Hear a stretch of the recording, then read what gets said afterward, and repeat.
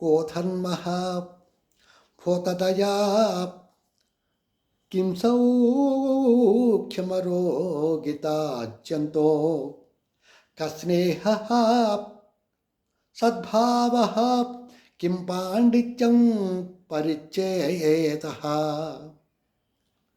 కో ధర్మ అంటే ధర్మం అంటే ఏమిటి? భూతదయ, సకల ప్రాణికోటి పట్ల దయ కలిగి ఉండడమే ధర్మం. మూగజీవాల పట్ల ముఖ్యంగా దయ కలిగి ఉండడం ధర్మం. మనం ఇంట్లో వంట చేసుకున్నాక వ్యర్థాలన్నీ కూడా ప్లాస్టిక్ కవర్లో పెట్టి బయట పారేస్తున్నాం. ఆవులు అవి ఆ ప్లాస్టిక్ కవర్ తోటి తినేస్తున్నాయి.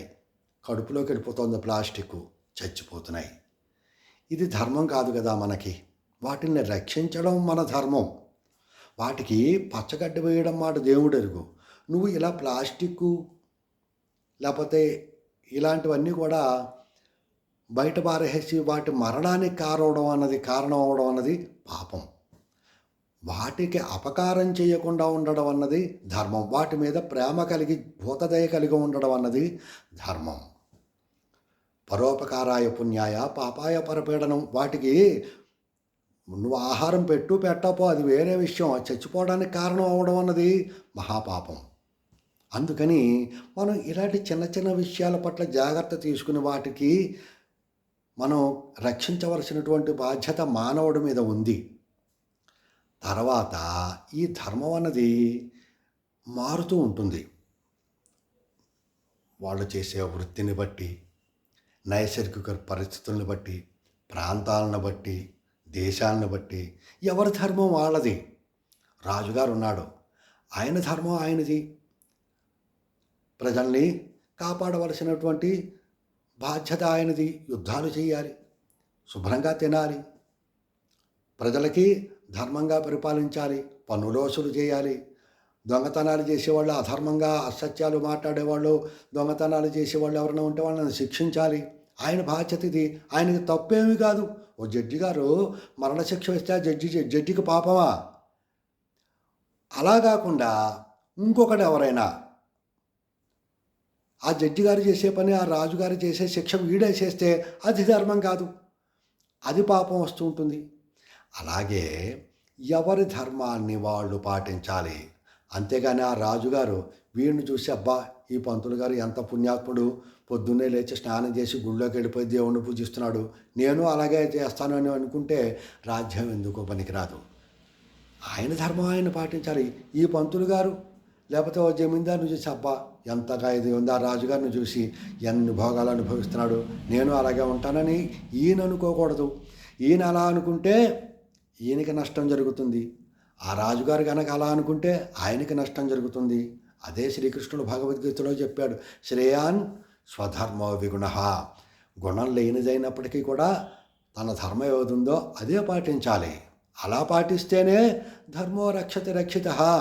ఆ పాటించినటువంటి ఆ కాపాడబడినటువంటి ధర్మం వీళ్ళని కాపాడుతుంది. లేకపోతే ధర్మో ఏవ హతో హంతి, ఆ ధర్మమే మళ్ళీ వీళ్ళని శిక్షిస్తుంది. అంతే కదా. తర్వాత ఉద్యోగం ఉన్నాడు, ఆఫీసులో ధర్మం ఉంటుంది. ఇంటికి వస్తే భర్తగా ఓ ధర్మం, ఒక తల్లి కొడుకుగా ఓ ధర్మం, పిల్లలకి తండ్రిగా ఓ ధర్మం, ఆ ఊళ్ళో ఒక పౌరుడిగా ధర్మం. అనేక ధర్మాలు. ఒకటే మనిషి అనేక ధర్మాలు పాటించవలసి వస్తుంది. అదేవిధంగా ఆ ధర్మాలన్నీ కూడా చక్కగా పాటించడమే ధర్మం. అంతేకాదు తన వద్దకు వచ్చినటువంటి శత్రువునైనా సరే కాపాడవలసినటువంటిది ధర్మం. విభీషణుడు రాముడి దగ్గర వచ్చాడు, శరణు కోడాడు. రాముడు రక్షించాడు ఆ విభీషణుని. శరణంబని వచ్చిన భీకర శత్రువునైన ప్రీతిగా అవగవలయున్ కరుణాపరుల తెరంగిది ఇరవుగ సరిగా ఉదయనికే ధర్మంబుల్. శరణని వచ్చాడు, నువ్వు శత్రువి, నిన్ను నేను కాపాడనాను అనకూడదు. రాముడు అలా అనలేదు. అందుకనే ఆయన ధర్మాలన్నీ కూడా తెలుసున్నవాడు కాబట్టే రామో విగ్రహవాన్ ధర్మ అన్నారు శాస్త్రాలన్నీ కూడా. అదేవిధంగా కిం సౌఖ్యం, సుఖం అంటే ఏమిటి? ఏ రోగాలు లేకుండా ఉండడమే సుఖం. కోట్లు ఉంటాయి, భూములు ఉంటాయి, డబ్బు ఉంటుంది, ఫ్యాక్టరీలు ఉన్నాయి, బోళ్ళంత ఆస్తుంది, కానీ లాభం ఉంది రోగాలు. శరీరం అంతా రోగాల పుట్ట.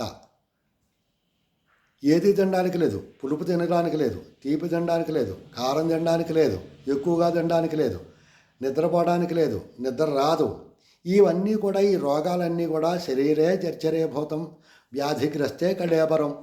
ఈ కళేబరం ఇలా ఉండగా ఎంత డబ్బులు ఉంటే లాభం ఉంది? రోగాలన్నీ కూడా వీటి శరీరంలోనే ఉంటే ఇంకా డబ్బుండి లాభం ఉంది? డబ్బు లేకపోయినా సరే పేదవాడు సమయానికి గంజి అన్నం తింటాడు, పచ్చడి మెతుకులు తింటాడు, హాయిగా వంట పడుతుంది వాడికి. వీడికిలాగా బెంగలు లేవు, వీడికిలాగా రోగాలు లేవు. వాడు హాయిగా తింటాడు, హాయిగా పడుకుంటాడు, హాయిగా జీవితాన్ని అనుభవిస్తాడు. అదే కిం సౌఖ్యం, ఏటువంటి రోగాలు లేనటువంటి వాడే సుఖీ, వాడే సుఖపడతాడు. అలాగే కస్నేహ, స్నేహం అంటే ఏమిటి? యన్మిత్రం యత్ర విశ్వాస, ఎవరినైతే నమ్మదగ్గవాడో వాడే స్నేహితుడు. అటువంటి వాడే వీడికి కష్టాల్లో ఉన్నా సరే, ఆపదల్లో ఉన్నా సరే, సుఖాల్లో ఉన్నా సరే వెన్నంటి చక్కగా మంచి సలహాలు ఇస్తూ, లేదంటే ఇద్దరు కూడా మంచి చేస్తూ, మంచిగా వాళ్ళిద్దరూ కూడా అందరి చేత మంచి అనిపించుకుంటారు. అంతేగాని దుర్యోధనుడు కర్ణుడిలాగా ఉండకూడదు. వాడే చెడ్డవాడంటే వీడింకా చెడ్డవాడు. అలా కాకుండా స్నేహం అంటే మంచిగా ఉండాలి. శ్రీకృష్ణుడి దగ్గరికి కుచేలుడు వచ్చాడు. వాళ్ళు చిన్నప్పుడు గుప్పడి అటుకులు తెచ్చాడంతే కుచేలుడు, సౌదాముడు, కుచేలుడు. ఆ గుప్పడి అటుకులకే భగవంతుడు కరుణించాడు. గుప్పడి అటుకులు తిన్నాడు, ఆ కుచేలుని రక్షించాడు. అటువంటి సద్భావం ఉండాలి. అలాగే కిం పాండిత్యం పరిచ్ఛేద. పాండిత్యం అంటే ఏమిటి? శాస్త్రాలన్నీ కూడా చదువు. శతశ్లోకాన పండిత. అందులో ఉన్నటువంటి ఆ శ్లోకాలు, 100 శ్లోకాలు చక్కగా వాటిల్లో ఉన్నటువంటి వ్యాకరణం అంతా కూడా చక్కగా చదివి, అందులో ఉన్నటువంటి సంధులు, సమాసాలు, వ్యాకరణాలు అన్నీ కూడా తెలుసుకుని, శతశ్లోకేనా అంటే ఉరికే ఇక్కడ ఉదాహరణగా చెప్పాను, వేదాలన్నీ కూడా అవన్నీ కూడా తెలుసున్నవాడు పండితుడు. తర్వాత ఆ యొక్క మర్మం కూడా తెలుసుకోవాలి. కేవలం చదివేసి దాని అర్థం తెలుసుకోవడమే కాదు. ఒక గురువుగారు ఉన్నాడు, శిష్యుడు ఉన్నాడు. గురువుగారు చక్కగా అన్నీ కూడా నేర్పాడు, శిష్యుడికి అన్నీ కూడా నేర్పాడు.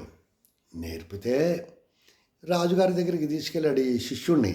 ఏమంటే ఈ శిష్యుడు తయారే, మంచిగా అన్నీ కూడా చెప్పాను, వీడిని కూడా కొంచెం మీరు ఆ స్థానంలో ఆదరించాలని ఏదో రికమెండేషన్కి తీసుకెళ్ళాడు.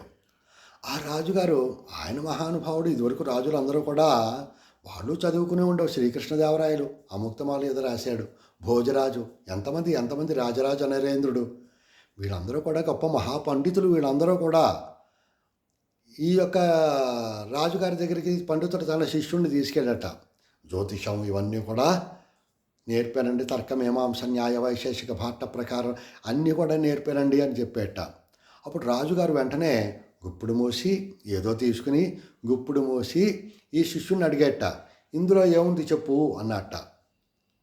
అనేసరికి ఆ శిష్యుడు సరే ప్రశ్న అని వెంటనే టైం చూసుకున్నాడు, చక్రం వేశాడు, గురుడు ఎక్కడున్నాడు, బుధుడు ఎక్కడున్నాడు అన్నీ కూడా చూసుకున్నాడు. మీ చేతిలో ఒక రాయి ఉందండి అన్నట్ట. అప్పుడు వెంటనే గురువుగారు శిష్యుడిని వారించి, ఒరే నాయన అలా కాదు, అప్పుడు నేను చెప్తాను రాజుగారు, మీ చేతిలో ఒక రత్నం ఉందండి అన్నట్ట. రాజుగారు శభాషని గుప్పుడు ఉప్పి చూస్తే అందులో ఒక రత్నం ఉంది.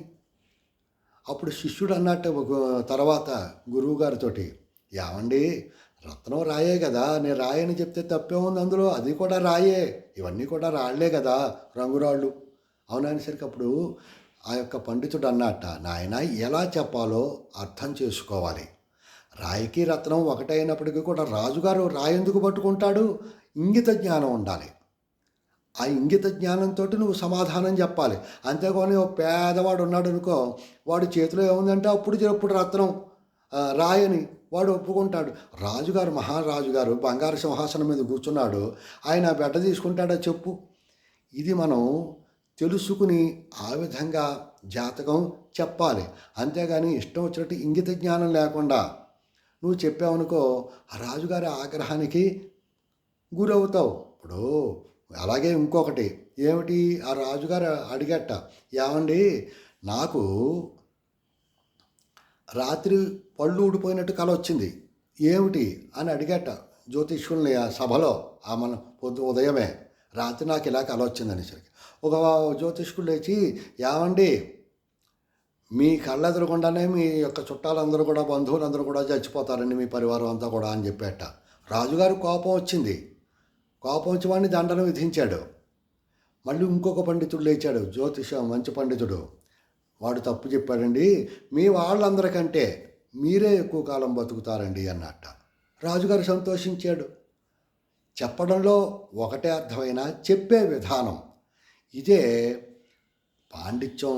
ఎలా ప్రదర్శించాలి, వ్యాకరణము అన్నీ కూడా తెలుసుకోవడం అన్నది ఒక ఎత్తు, ఇవన్నీ కూడా తెలుసుకోవడం అన్నది ఎలాగా మనం చెప్తున్నాము అన్నది కూడా తెలుసుకోవాలి. అనుభవంతో వస్తాయి ఇవన్నీ కూడా.